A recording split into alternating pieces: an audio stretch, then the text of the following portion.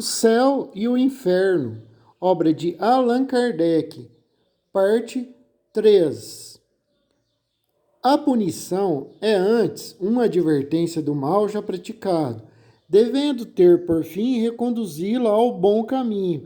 Se a pena fosse irremissível, o desejo de melhorar seria supérfluo, nem o fim da criação seria alcançado, porquanto haveria seres predestinados à felicidade ou à desgraça eterna. Se uma alma se arrepende, pode regenerar-se, e podendo regenerar-se, pode aspirar à felicidade. E Deus seria justo se lhe recusasse os respectivos meios. Sendo Deus o fim supremo da criação, a felicidade, que é o seu prêmio, deve ser eterna, e o castigo, como meio de alcançá-la, temporário. A noção mais comezinha da justiça humana prescreve que se não pode castigar perpetuamente quem se mostra desejoso de praticar o bem e de se emendar. Um último argumento a favor das penas eternas é este: o temor das penas eternas é um freio. Anulado este, o homem, por nada temer, entregar-se-ia a todos os excessos. Refutação a tal pensamento.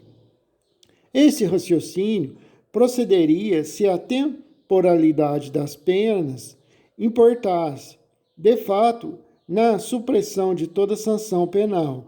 A felicidade ou infelicidade futura é consequência rigorosa da justiça de Deus, pois a identidade de condições para o bem e para o mal seria a negação dessa justiça.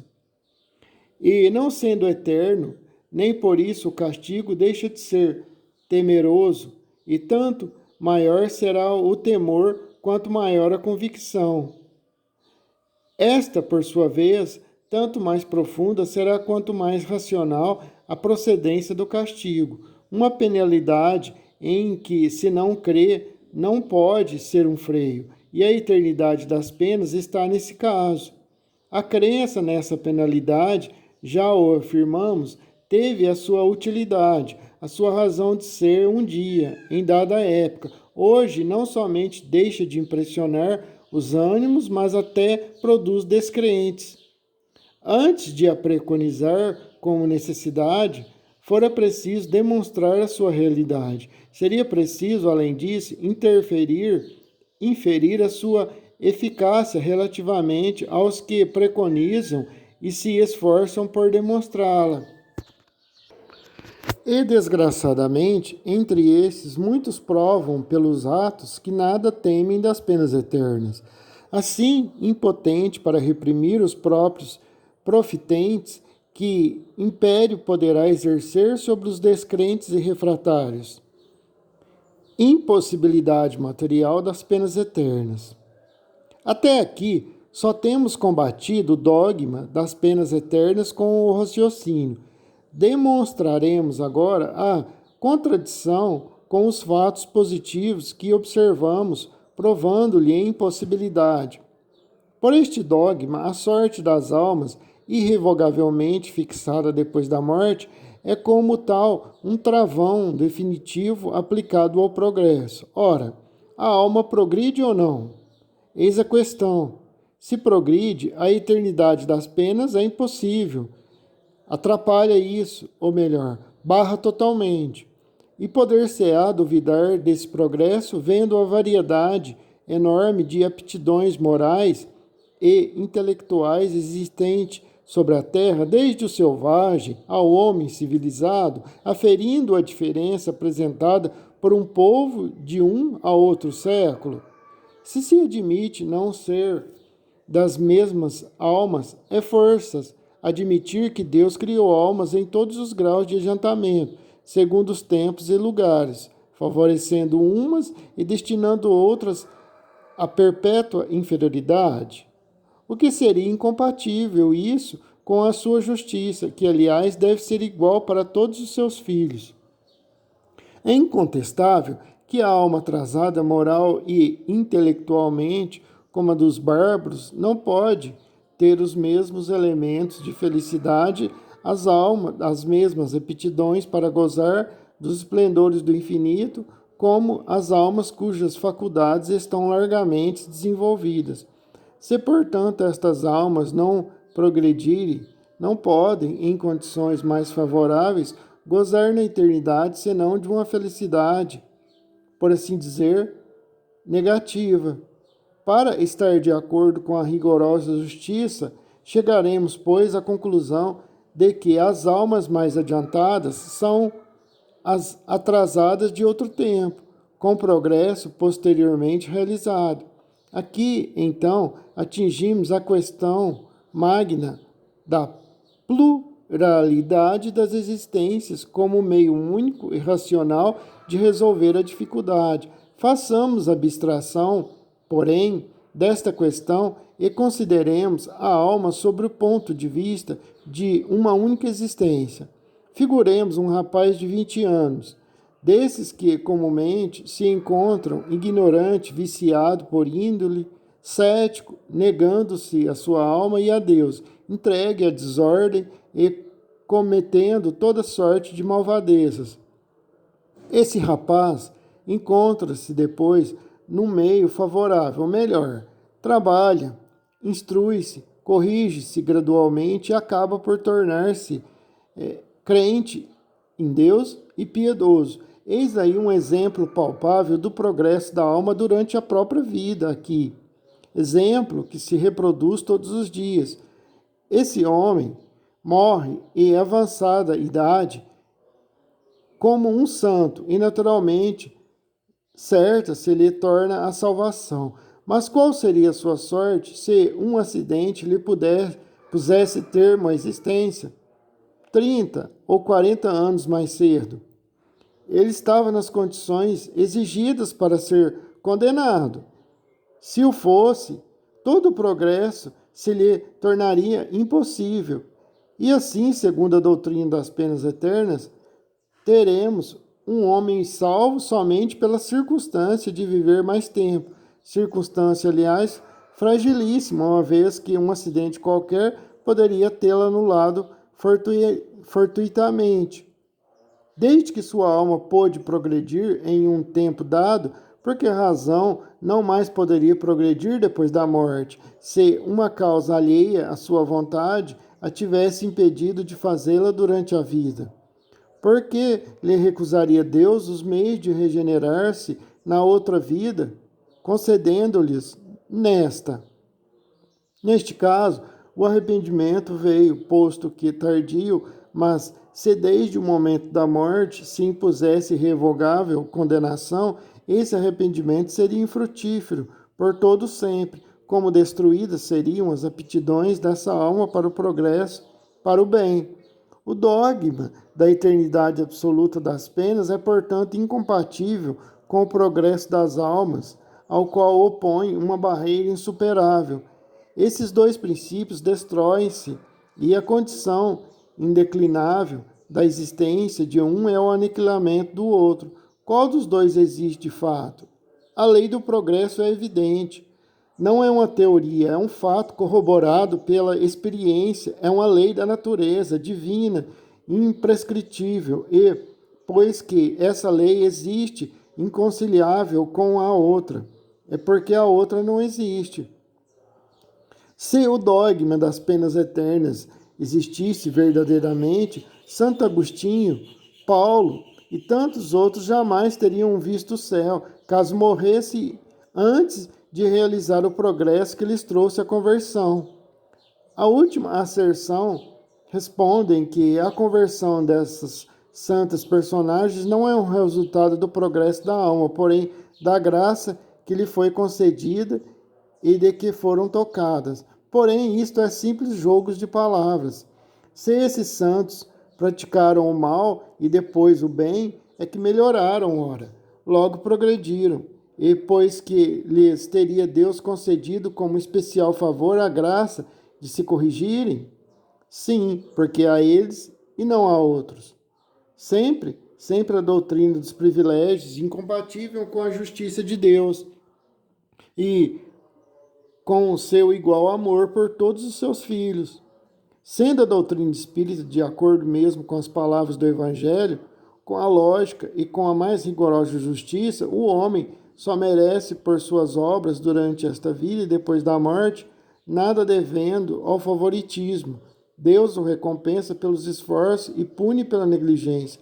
Isto, portanto, tempo quanto nela persistir. A doutrina das penas eternas fez sua época. A crença na eternidade das penas prevaleceu salutarmente enquanto os homens não tiveram ao seu alcance a compreensão do poder moral.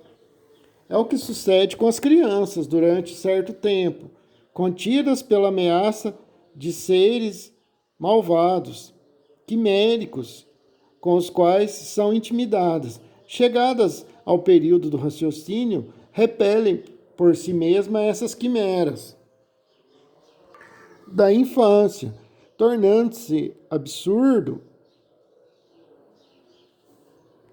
alguém querer governá-las ainda por tais meios. Se os que as dirigem pretendessem incutir-lhes ainda a veracidade de tais fábulas, certo, decairiam na sua confiança. É isso que se dá hoje com a humanidade, saindo da infância e abandonando, por assim dizer, os coeiros. O homem não é mais passivo instrumento vergado à força material, nem o ente crédulo de outrora, que tudo aceitava de joelhos e de olhos fechados. A crença é um ato de entendimento, que por isso mesmo não pode ser imposta. Se durante certo período da humanidade o dogma da eternidade das penas se manteve inofensivo e até mesmo benéfico, podemos dizer, chegou o momento de tornar-se perigoso, imposto como verdade absoluta quando a razão o repele, ou o homem quer acreditar e procura uma crença mais racional, afastando-se dos que o professam, ou então descrê absolutamente de tudo. Quem quer que estude o assunto calmamente, verá que em nossos dias o dogma da eternidade das penas tem feito muito mais ateus e materialistas do que todos os filósofos. As ideias seguem um curso incessante, progressivo. Deixa eu pontuar alguma coisinha aqui. Kardec, é verdade que ele está falando, porque as pessoas, ao lerem a Bíblia ali, interpretarem aquilo pela da letra, Deus, não é Deus ali, Deus dos exércitos, Deus é vingativo, Deus pune na quinta geração, não sei lá o quê, pune com penas eternas para sempre. Isso vai numa pessoa que tem um conhecimento, que raciocina, lê aquilo, raciocina, fala, mas não pode, eu não vou acreditar num Deus desse. Não vou acreditar que pune os seus filhos aí pela eternidade no inferno, sem piedade nenhuma. Isso, como pode existir um Deus desse, não sei o quê, não sei o quê? Aí a pessoa acaba se tornando ateu é o que Kardec está falando. E, infelizmente, né, a pessoa acaba se tornando ateu desse tipo de pensamento, penas eternas, esses raciocínios. As ideias seguem um curso incessantemente progressivo, e absurdo é querer governar os homens desviando-os desse curso. Pretender contê-los, retroceder ou simplesmente parar enquanto o curso avança é condenar e perder os homens. Seguir ou deixar de seguir essa evolução é uma questão de vida ou de morte para as religiões, como para os governos. Este fatalismo é um bem ou um mal? Para os que vivem do passado, vendo-o aniquilar-se, será um mal, mas para os que vivem pelo futuro, é uma lei do progresso, de Deus, em suma. E contra uma lei de Deus é inútil toda revolta, impossível a luta. Para que, pois, sustentar a todo transe uma crença que se dissolve em desuso, fazendo mais danos aos homens que benefícios? Há constrita de zelo, mas uma questão material domina a questão religiosa. Esta crença tem sido grandemente explorada pela ideia de que, com o dinheiro, se abrem as portas do céu, livrando-se das do inferno. As quantias por estes meios arrecadadas, outrora ainda hoje ainda, são incalculáveis e verdadeiramente fabuloso o imposto prévio pago ao temor da eternidade das penas. E sendo facultativo tal imposto, a renda é sempre proporcional à crença. Extinta esta, improdutivo será aquele. De bom grado, cede à criança o bolo quem lhe promete afugentar o lobisomem. Mas, se a criança já não acreditar em lobisomens, guardará o bolo. A nova revelação, dando noções mais sensatas da vida futura e provando que podemos, cada um de nós, promover a felicidade pelas nossas próprias mãos, deve encontrar tremenda oposição, tanto mais viva, por estancar uma das mais rendosas fontes de receita. E assim tem sido sempre que uma nova descoberta ou invento abala costumes inveterados e pré-estabelecidos. Quem vive de antigos e custosos costumes sempre os defende, alegando a superioridade e excelência deles, e assim desabonam as novidades por melhores que elas sejam.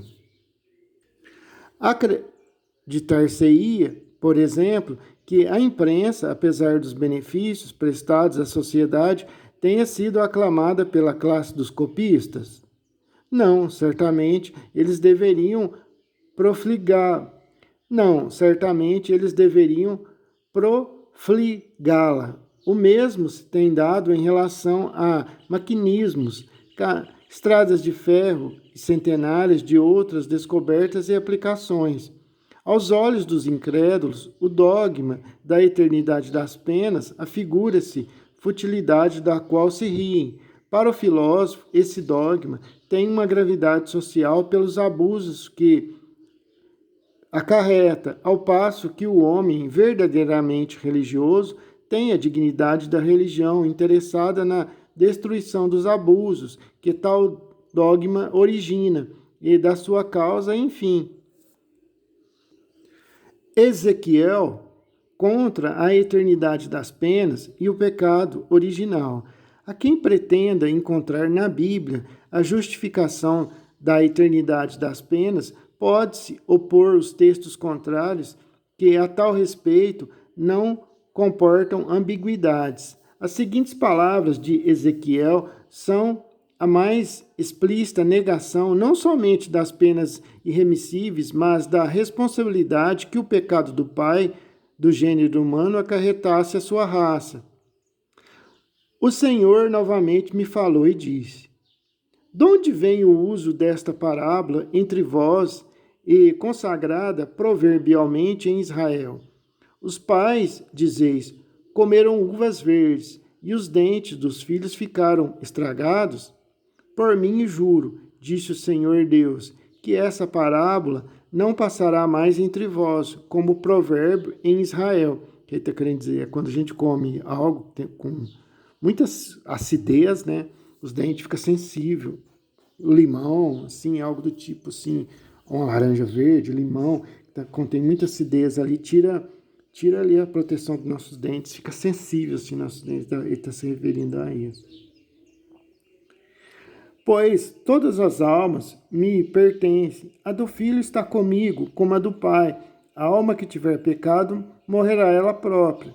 Se um homem for justo, se proceder segundo a equidade e a justiça, se não magoar nem oprimir ninguém, se entregar ao seu devedor o penhor que este lhe houver dado, se não tomar nada do bem ou de outrem por violência, se dá o seu pão a quem tem fome, se veste os que estão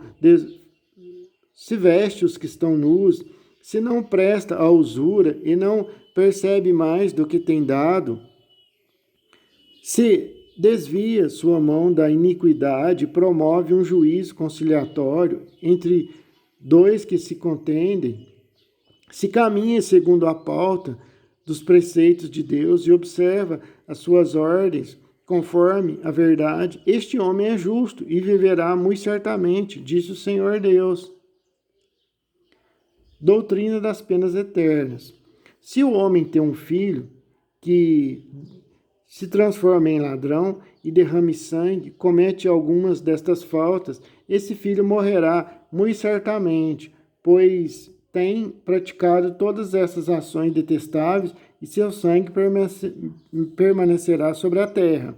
Se esse homem tem um filho que, vendo todos os crimes por seu pai cometidos, se aterrorize e evite imitá-lo, este não morrerá por causa da iniquidade de seu pai, mas viverá muito certamente.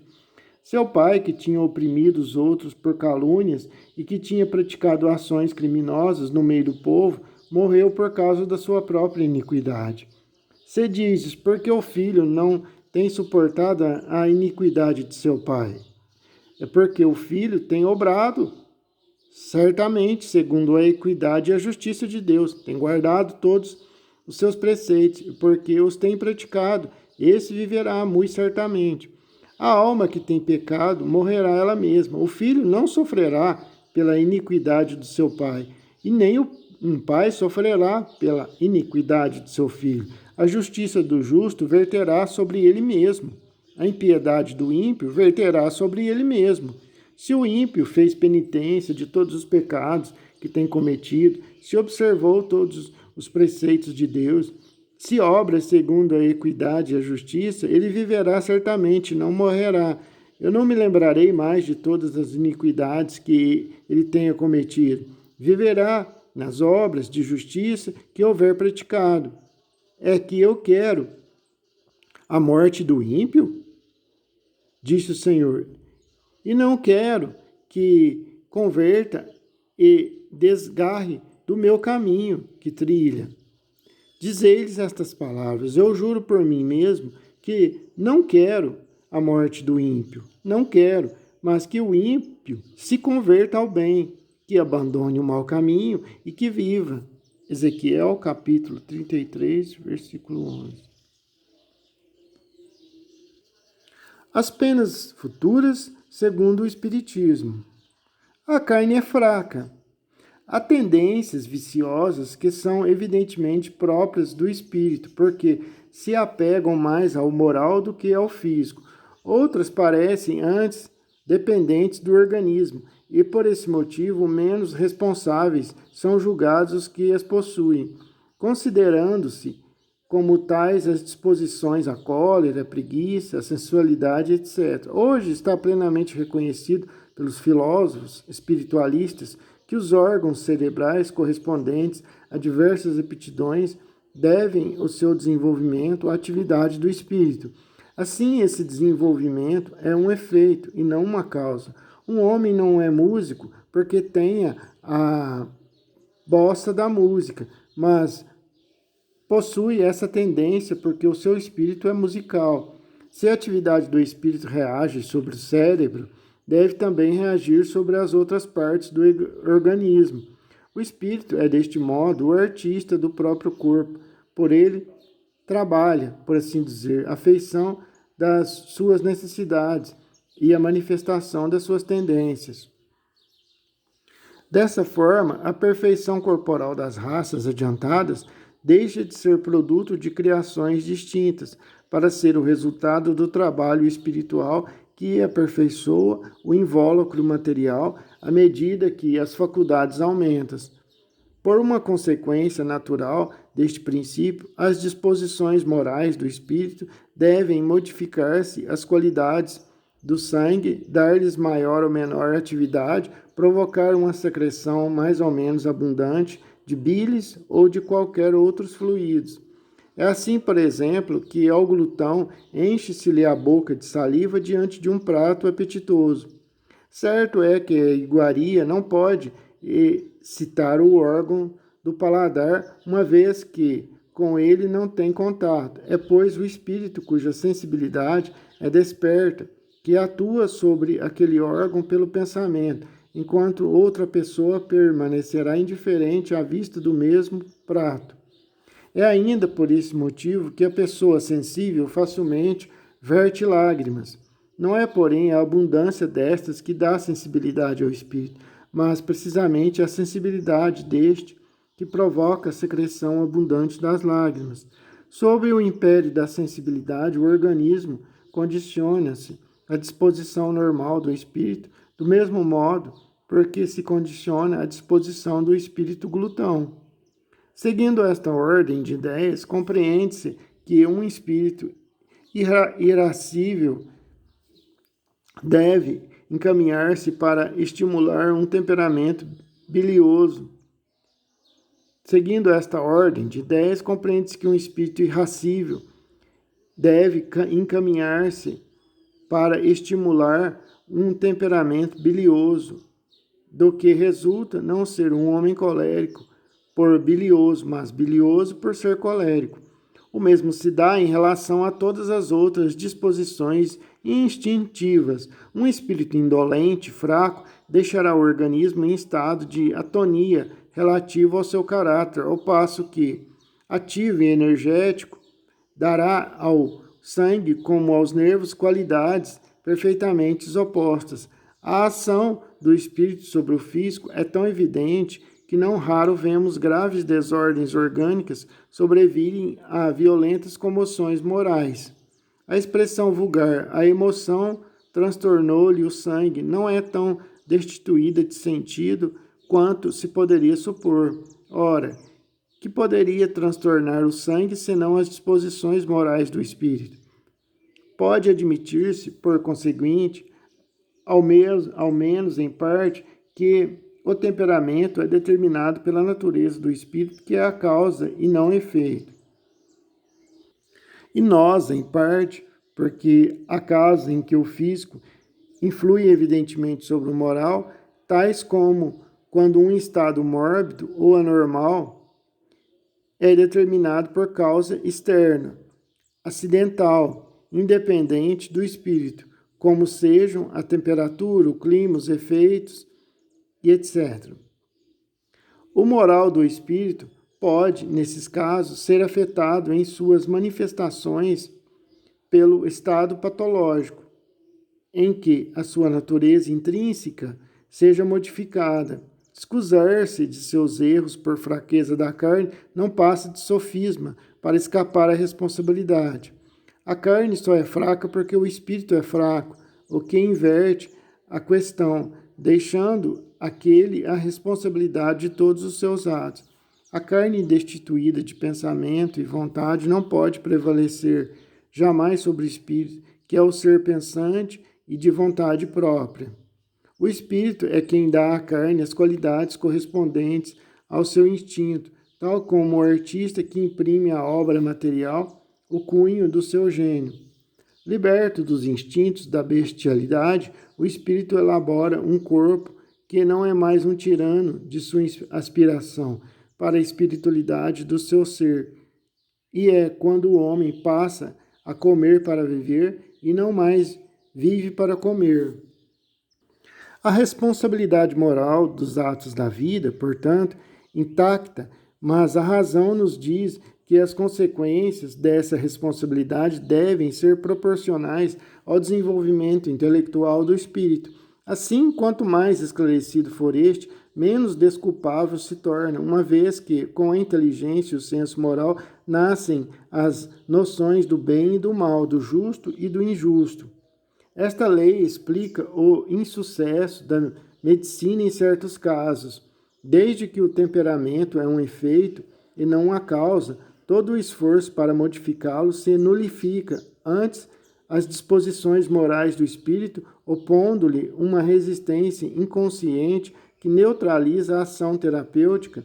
Por conseguinte, sobre a causa primordial é que deve atuar. Daí, se puderdes, coragem ao potrão, e vereis para logo cessados os efeitos fisiológicos do medo. Isto prova ainda uma vez a necessidade para a arte de curar, de levar em conta a influência espiritual sobre os organismos. Revista Espírita, março de 1869. Princípios da doutrina espírita sobre as penas futuras. A doutrina espírita, no que respeita às penas futuras, não se baseia numa teoria preconcebida, não é um sistema substituindo outro sistema. Em tudo ela se apoia nas observações e são estas que lhe dão plena autoridade. Ninguém jamais imaginou que as almas, depois da morte, se encontrariam em tais ou quais condições. São elas mesmas, as mesmas almas partidas da terra que nos vêm hoje iniciar nos mistérios da vida futura, descrever-nos sua situação feliz ou desgraçada, as impressões, a transformação pela morte do corpo, completando, em uma palavra, os ensinamentos do Cristo sobre esse ponto. Preciso é afirmar que se não trata, nesse caso, das revelações de só um espírito, não, o qual poderia ver as coisas do seu próprio ponto de vista, sobre um só aspecto, ainda dominado por terrenos prejuízos. Tampouco se trata de uma revelação feita exclusivamente a um indivíduo que pudesse deixar-se levar pelas aparências ou de uma visão estática, suscetível de ilusões e não passando muitas vezes de reflexo de uma imaginação exaltada. Trata-se, sim, de inúmeros exemplos fornecidos por espíritos de todas as categorias, desde o mais elevado ao mais inferior da escala, por intermédio de outros tantos e tantos e tantos auxiliares, médiums, disseminados pelo mundo, de sorte que a revelação deixa de ser privilégio de alguém, pois todos podem prová-la, observando-a sem obrigar-se à crença pela de outrem. Código Penal da Vida Futura. O Espiritismo não vem, pois, com sua autoridade privada, formular um código de fantasias. A sua lei, no que respeita ao futuro da alma, deduzida das observações do fato, pode resumir-se nos seguintes pontos. A alma ou espírito sofre na vida espiritual as consequências de todas as imperfeições que não conseguiu corrigir na vida corporal. O seu estado feliz ou infeliz é inerente ao seu grau de pureza ou impureza. A completa felicidade prende-se à perfeição, isto é, a purificação completa do espírito. Toda imperfeição é, por sua vez, causa de sofrimentos e de privação de gozo. Do mesmo modo que toda perfeição adquirida é fonte de gozo e atenuante de sofrimentos. Não há uma única imperfeição da alma que não importe funestas e inevitáveis consequências, como não há uma só qualidade boa que não seja fonte de alegrias. A soma das penas é, assim, proporcionada à soma das imperfeições, como a das alegrias proporcionada à das qualidades. A alma que tem 10 imperfeições, por exemplo, sofre mais do que aquela que tem apenas 3 ou 4. E quando dessas 10 imperfeições não lhe restar mais que 5 ou 4, ela menos sofrerá. De todo extintas estão a alma será perfeitamente feliz. Também na terra, quem tem muitas moléstias, doenças, sofre mais do que quem tenha apenas uma ou nenhuma. Pela mesma razão, a alma que possui 10 perfeições tem mais alegrias do que outra menos rica de boas virtudes. Em virtude da lei do progresso, que dá a toda a alma a possibilidade de adquirir o bem que lhe falta, como de despojar-se do que tem de mal conforme o esforço e a vontade própria, temos que o futuro é aberto a todas as criaturas. Deus não repudia nenhum de seus filhos. Muito pelo contrário, recebe-os de braços abertos em seu seio à medida que atingem a perfeição, deixando a cada qual o mérito das suas próprias melhorias, de suas obras. Dependente o sofrimento da imperfeição como o gozo da perfeição, a alma traz consigo o próprio castigo ou prêmio, onde quer que se encontre, sem necessidade de lugar circunscrito. O inferno está por toda parte, em que haja almas sofredoras. E o céu está igualmente por toda parte, aqui mesmo na terra, igualmente por toda parte, onde houver almas felizes. O bem e o mal que fazemos decorrem das qualidades que possuímos. Não fazer o bem, quando podemos, é, portanto, o resultado de uma imperfeição. Se toda imperfeição é fonte de sofrimento, o espírito deve sofrer, não somente pelo mal que fez ou faz, como pelo bem que deixou de fazer ou que deixa de fazer na vida terrestre.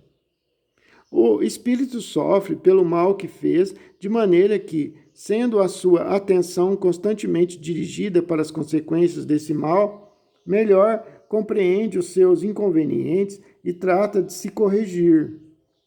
Sendo infinita a justiça de Deus, o bem e o mal são rigorosamente considerados, não havendo uma só ação, um só pensamento mau que não tenha consequências fatais.